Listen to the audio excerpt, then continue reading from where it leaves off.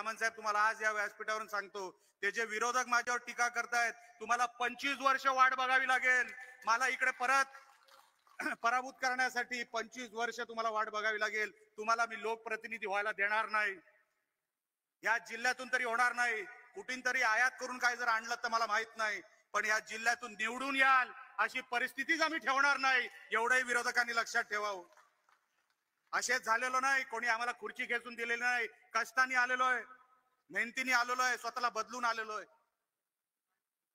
खस्ता खाल्लेले आहेत, लोकांसाठी खस्ता खाल्लेले आहेत. कोणी सांगितलं स्वभाव बदलला, कोणी सांगितलं स्वतःला बदल, तेही बदलला. कशासाठी? माझ्या सिंधुदुर्गासाठी. सामंत साहेब, या सिंधुदुर्गाने आमच्या राणे कुटुंबाला जे दिवस दाखवले, करायचं तर त्यांच्यासाठी करायचं. आणि जोपर्यंत जीवात जीव आहे करणार तर सिंधुदुर्गासाठीच करणार, इतर कोणासाठीही नाही. कारण का 10 वर्षानंतर कुठला माजी खासदार 10 वर्षानंतर कुठे आहे महाराष्ट्रामध्ये शोधून सापडणार नाही. पण